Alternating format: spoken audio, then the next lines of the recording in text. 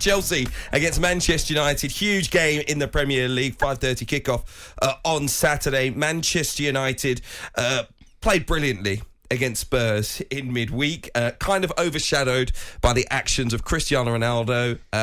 Erik ten Hag confirms today he did refuse to come on as a substitute. He then walked down the tunnel before full time. He made an apology.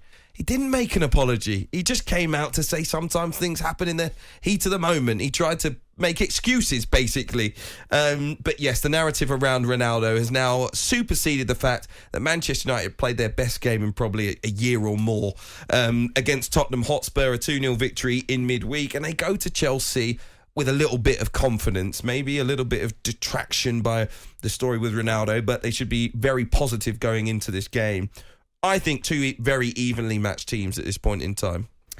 Yes, I think, Manchester United played amazing against Tottenham, and I'm so glad in the end we got the result. I agree with you, Hugh. It's probably the best game we played in a while, but we don't get carried away as Man United fans, do we? Because we know we just can never seem to find our consistency, and obviously a lot of the focus has been on Cristiano Ronaldo, which disappoints me. I completely understand it, and we're going to talk more about that in the show. But I was at the Brentford game the other day against Chelsea for talkSPORT, and one thing I'm going to talk to Kwaku and the guys about is that, I can't believe that Ruben Loftus-Cheek is playing almost like a wing-back for Chelsea. It's strange to me. Like, the other day, I couldn't believe that Rico Henry didn't get at him more, because I like Loftus-Cheek in the middle of the park, but playing in that almost like Reece James role, Azpilicueta almost needed to push Ruben Loftus-Cheek up more, and it was a very strange tactical situation. Aubameyang was on the bench, Sterling was on the bench. I find that weird. Broja, don't get me wrong, he looks like he's got a bit about him. He really does, but he was hesitating in the final third, and I thought it was quite strange that Broja played instead of Aubameyang or Sterling, and it didn't pay off in the end. Pulisic came on, did well, but Graham Potter's still unbeaten. It's going to be an interesting one. I think 5 clean sheets as well for Chelsea in a row. So look, they're playing well, even though they didn't get the win in midweek. Let's speak to Kwaku Afari from the We Talk Football podcast, and Joe Smith from the Stretford Paddock YouTube channel. Gentlemen, good evening. Evening, guys. How are you, mate? You all right? Good evening. Joe, let me start with you. Not just on Manchester United's performance in midweek, but everything that's happened since. What kind of week do you think Manchester United had? I've had a really good week. I think you've got to put what happens on the pitch. You've got to give that sort of 90% of your attention when you're factoring in whether it's been a good week or a bad week. And what happened on the pitch was absolutely excellent. Like we said before, one of the best performances in years. So yes, there's all this Ronaldo stuff, and I'm sure we'll talk about that. But in terms of have United had a good week, they've had a great week. That result and performance against Tottenham was sensational. Well, Kwaku, what do you think about how Chelsea have played of late under Graham Potter? You confident? Yeah, it's interesting. If you kind of canvass the opinions from Chelsea fans, it's split. Obviously, Chelsea have had some good results against AC Milan, both at Stamford Bridge and at San Siro, but if we're being honest, they were poor Milan sides that were suffering from a lot of injuries. So Potter hasn't really had like a marquee win. This game against United would be that, especially if Chelsea managed to get 3 points tomorrow afternoon or tomorrow evening. But if you look at the result against Brentford, Chelsea didn't look great. If you look at despite the comfortable win against Wolves, Chelsea struggled until Kai Havertz got the goal before half-time. Aston Villa, Chelsea were battered for the first half and got lucky to get the win. And then you sort of remember the win against Crystal Palace where Conor Gallagher scored the last-minute winner. Again, Chelsea got quite lucky in that. So despite the positive results on paper under Graham Potter, Chelsea haven't been at their most convincing since he took over at Stamford Bridge. So this game against Manchester United, a team that we haven't won against since 2017 in the Premier League, is a huge one for Graham Potter and will definitely lay down a marker if he can get points. Joe, I wanted to ask you, fellow Manchester United fan, you said it's been a great week, and I agree, but how do we push on from this? I thought positives from the game, against Tottenham was Bruno. I thought he had his best game he's had in a really long time, but how is it that we yet to find our consistency? I feel like even against Ammonia, it took a Scott McTominay 93rd minute winner. We won over there in Cyprus 3-2. Like, how do we push on? Why does it seem like we can never get a run of games in? I think there's certain things that we're seeing sort of come to the forefront and kind of pop up that Ten Hag is having to deal with. So the Maguire situation was one, dropping Luke Shaw at the start of the season was another. Then we've got this Ronaldo thing. Then we've got, David De Gea is on the last season of his contract, and obviously there's rumours today that United are looking to hire a specialist to sort of replace him. There are these sort of decisions that were made in the last 3, 4, 5, 10 years, whatever it may be, that Ten Hag is sort of having to confront almost every month at the moment, and seemingly he's doing the right thing each time.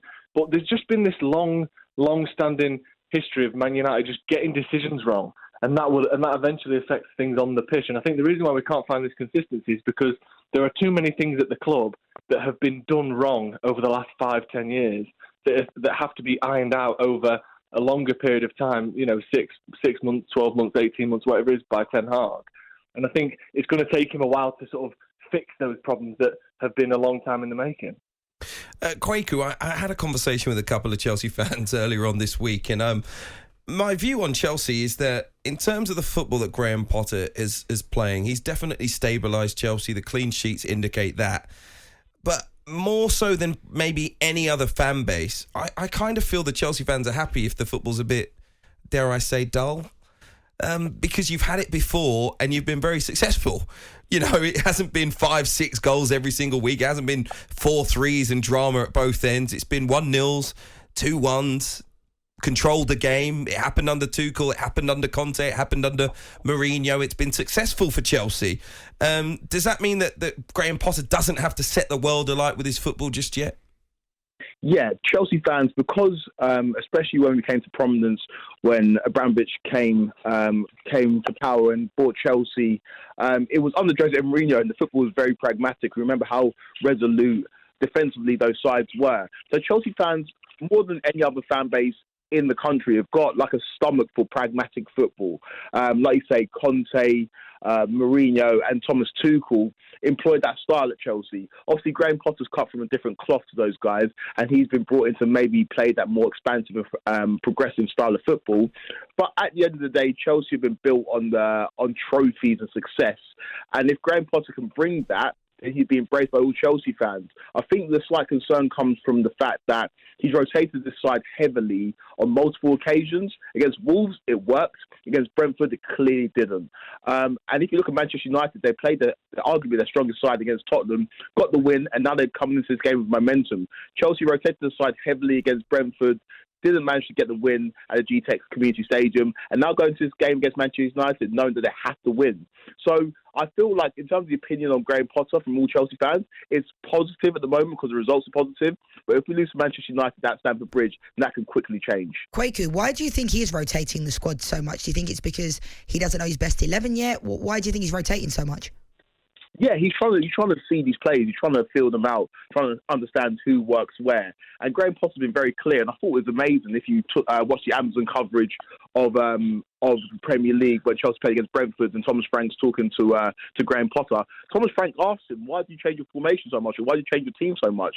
And he's not limited to the archaic idea of formations and shapes. It's constantly fluid with him, and it was like that at Brighton, and it's going to be like that at Chelsea. The only problem is at Chelsea, the spotlight's constantly on him. So at press conferences and in interviews, he's going to be asked that question multiple times. But I think that's not going to change. That's how he is as a manager. That's how it's always been. And I think for Chelsea fans, we're just going to have to try and get used to it because he's going to consistently rotate the side, especially because we've got so much strength and depth. I love the description of having a formation as being archaic. That's where we are now in football in 2022. Kwaku, before I move to focus on Manchester United with Joe, just one final question on the use of Aubameyang and Sterling by Graham Potter. Is he getting the best out of them? What do you think he needs to do with those two players? Because I think if Chelsea are going to be a great side this season, those two need to be playing at their absolute best. And I haven't really felt that yet. I completely agree with you, Hugh, and I feel like I'm all for progressive football. I'm all for the new ideas that Graham Potter's trying to implement at Stamford Bridge, but also you have to get the best out of your key players. Raheem Sterling was not brought into Chelsea to play wing back. Aubameyang was not brought into Chelsea to sit on the bench or come off the bench against Brentford. These are players that are brought in to start and make a difference. And so when they are becoming rotational pieces or they are being moved around the pitch, it's not helpful. Chelsea need their best players to perform at the highest level if they want to be competing for the major honours that they are expected to compete for. So in terms of Aubameyang, in terms of Sterling, we know about their egos. I'm not necessarily calling them, they're not going to cause dramas in the dressing room, but they are players that want to start, expected to start, and have only known starting in Premier League or professional football. So Graham Potter's going to have to kind of manage those egos carefully, because we know at Brighton it's a very different story. They were all players that bought into his philosophy. At Chelsea, these players are on incredible amounts of money. They've got a clear idea of who they are as players. And so if the results aren't going our way and he's rotating the likes of Sterling and Aubameyang, then it could cause problems for Potter further down the line. Joe, what do you make of our formation, in the game, going into the game? Because obviously we know in the last game against Tottenham it was a 4-2-3-1 with Casemiro and Fred. And I don't know if you feel my pain for Fred, because I was expecting when we brought Casemiro in that Fred and McTominay, and to be fair to McTominay, he's relatively come good lately, but I expected Fred to never really be anywhere near the pitch. Yeah, I mean, I don't think many people did they? And I think, Eriksen had an illness against Newcastle, didn't play, and then started as a sub against Tottenham. So I guess I think when everyone's fit, it's Eriksen and Casemiro, isn't it? I mean, is it though? That's my concern though, Joe. That's what I'm worried about. I don't know if Ten Hag sees that in that way. Well, I think the only times that Eriksen's been fit and not started was against Tottenham. I mean, even at times against City was an option where maybe you should have packed out the midfield a bit more. Obviously, we got overrun in the end, and Eriksen's great on the ball, and he can rotate possession well. He can receive the ball off the defence better than Fred and McTominay. But we got ran through, didn't we, against Manchester City? So sometimes, even when he shouldn't play Eriksen, he plays him. I think he's a big fan of Christian Eriksen. I think, following on from the chase of Frenkie de Jong throughout the summer, I think Eriksen is the closest player we have to Frenkie de Jong. So he's now playing the role that de Jong was meant to play at Manchester United, that kind of deep line playmaker, picking out passes and progressing the play from deep.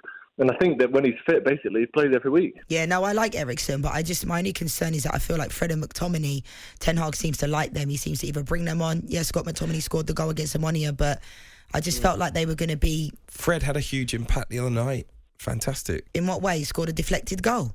What do you mean? He was making late runs into the box. He had the energy in midfield. For Manchester United to get back to the Manchester United, I don't think that, but we only have the players in the squad that we currently have. No, I'm not having Fred. If you offered me Luka Modric, yeah, okay, I'll take him, but we don't have players like that. The fact that he made that tactical tweak with Fred that ultimately led to both of Manchester United's goals. Remember, listen, granted, it was... I'm talking about over a season, though. This is one game. I know that, but all I'm saying is, Fred, I think he got something out of the other night, and who knows, it could work at least for another 10 games. I'm not saying he should start them all. I'm not saying he should start them all, but it worked. I hope not. Against a good side as well. Anyway, listen, very quickly, gentlemen, predictions for the game this weekend. Going to be an intriguing one. Kwaku? The last four Premier League fixtures between these two sides have ended in a draw. I think this game's going to go the similar way. I'm going for a 2-2 draw at Stamford Bridge. All right, Kwaku, thank you. Joe, how do you see it? It's going to be tough, innit? And we've struggled at Stamford Bridge just generally in the Premier League era. So a draw wouldn't surprise me, but I'm going to be optimistic. I'm going to go 2-1 United. Yeah, I'm going to do the same. 2-1 United. No sitting on the fence, Kwaku.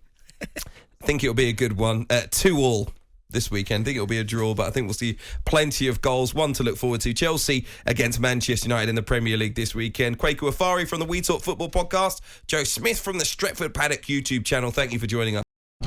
Kick-off with Hugh Wozencroft. Tuesday to Thursday night, 7 till 10. On AM, on DAB, via the talkSPORT app and on your smart speaker. talkSPORT.